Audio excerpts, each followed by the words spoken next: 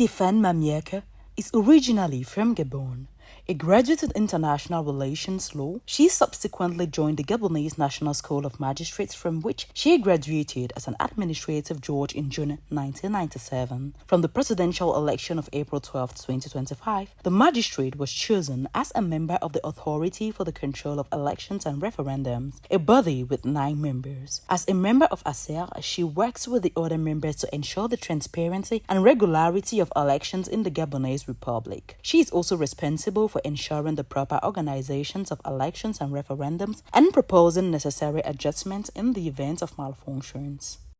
ASER is the independent institution that guarantees the transparency of the electoral process. We act as an impartial watchdog, ensuring compliance with electoral rules and preserving the legitimacy of the vote. We prevent abuses, promote inclusion, and strengthen voter confidence in the process. Through our work, we also contribute to the prevention of post-election conflicts. As part of the preparations for the presidential elections of April 12, 2025, Lady Stéphanie Mamiaka, in collaboration with the Provincial Electoral Commission, held a technical meeting on April 4, 2025 in Makoko, a town in Gabon's Ongwe province. It provided training for ASER inspectors with a view to organizing free, fair, and peaceful elections. Her experience in the judiciary earned her a call during the national dialogue to address issues of national sovereignty, notably immigration and dual nationality within the administration. Le Gabon est une terre d'hospitalité. Gabon is a land of hospitality, and that's why the statistical question of the number of foreigners or naturalized people occupying certain positions has never been asked, because we actually live in harmony with everyone. En bonne intelligence avec tout le monde. For Lady Stéphanie Mamiaka, the success of this election will also depend on the ability of ASER supervisors to carry out their duties. For the April 12th election, the supervisors are responsible for verifying the actual presence of Electoral Commission members and the availability of the tools essential to the proper organization of the vote. Joseph Lapensée Essingone, of age 53 years old, an executive with the General Tax Directorate, is one of the 8th candidates in Gabon's presidential election on April 12, 2025. His ambition is to break with the practices of the old system run for decades by the Bongo family and the PDG. Après cette transition, After this transition, we must no longer have the return of the Bongo PDG system that killed the country. So that's what sets me apart from the other candidates. Because I've never been a member of the PDG, have I? And here I am, the real candidate for a new hope. I'm fighting this regime that destroyed our country, and I'm convinced that if after this transition is this regime that returns to power, everything we are doing here will have been for nothing. tout ce qu'on fait là, on l'aura fait pour rien. If elected president of Gabon on the evening of 12 April 2025, Joseph Lapensée Essingone intends to merge Gabon and Equatorial Guinea to create a new state. Je pense qu'on peut commencer à rapprocher des pays qui sont constitués par les mêmes. I think we can start to bring together countries made up of the same peoples, countries that were only divided to satisfy colonial interests. As you can see, Equatorial Guinea and Gabon are the same pieces of land. France took part of it and the other part was given to Spain. Today, I think it's high time to make this qualitative leap, because we won't be able to see every day that African states aren't really sovereign, independent, and trapped by the colonial legacy. Dire tous les jours que les États africains ne sont pas réellement souverains, indépendants, et être coincés par l'héritage colonial. On the subject of the high cost of living in Gabon, the presidential candidate will place particular emphasis on training young Gabonese in agriculture, livestock farming, and entrepreneurship. The aim is to make the most of the country's 5.2 million hectares of arable land. Moi, je compte créer, I am planning to set up a national agricultural and livestock company, for example, aren't I? Not so much because I'm looking to diversify the economy. No, but because in every government, there have always been ministries of agriculture, but nothing to show for it on the plates of the Gabonese people. Bananas always come from Cameroon, including fruits, grapefruits, everything comes from Cameroon. And yet we have arable land on the same level as Cameroon. Why aren't we planting? So we need to set up a structure that would take concrete actions. We need to plant. Education and health The essential pillars of a country occupy a prominent place in the candidate's vision of society. Action will be taken to ensure that education, health, and the well-being of the population are at heart of these concerns. The candidate of rupture and gathering.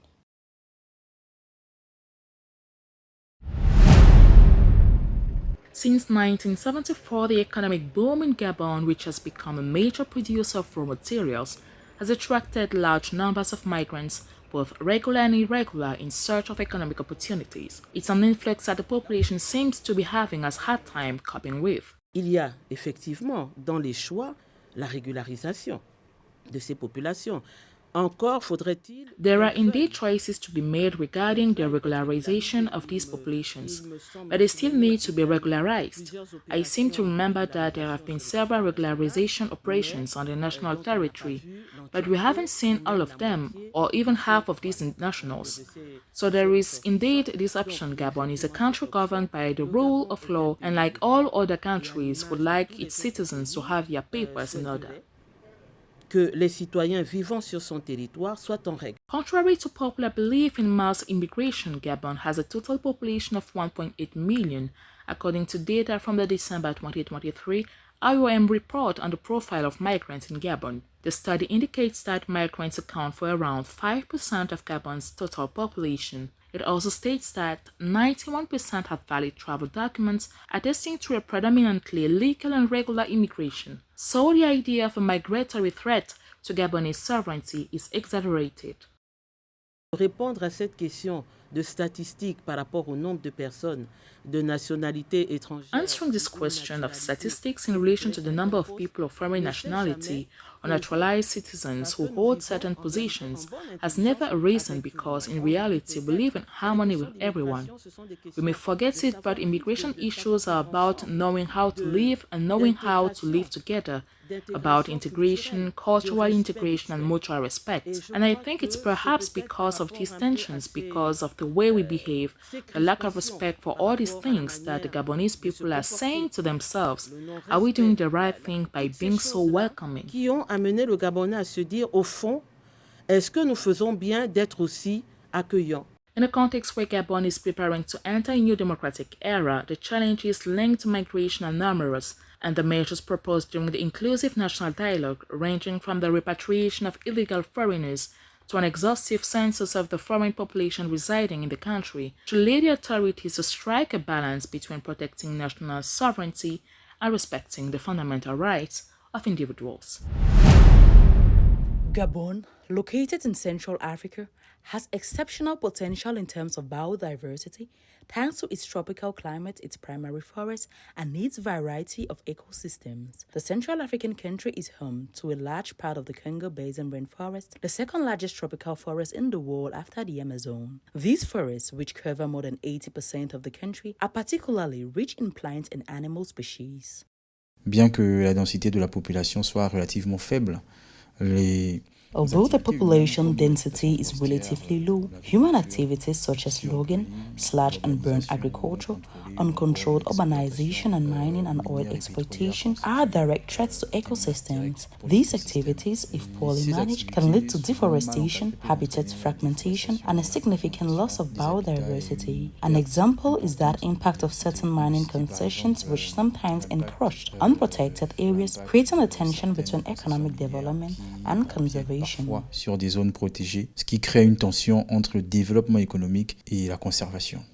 10,000 species of plants, 139 species of mammals, and 749 species of birds, according to experts. In view of these different services and Gabon's ecological context, the contribution of Gabon's biological diversity to human well-being derives essentially from the forestry sector, particularly the timber production sector. Timber production is one of the three main engines of the Gabonese economy, contributing 60% of non-oil export earnings and being the main source of formal private sector employment, with a steady increase in the number of jobs since 1990s.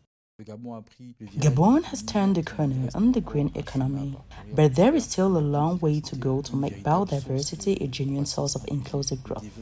The development of ecotourism, for example, is still in its infancy. Despite the enormous potential, we need to invest more in infrastructure, guide training, and international promotion rather than just small-scale ecotourism.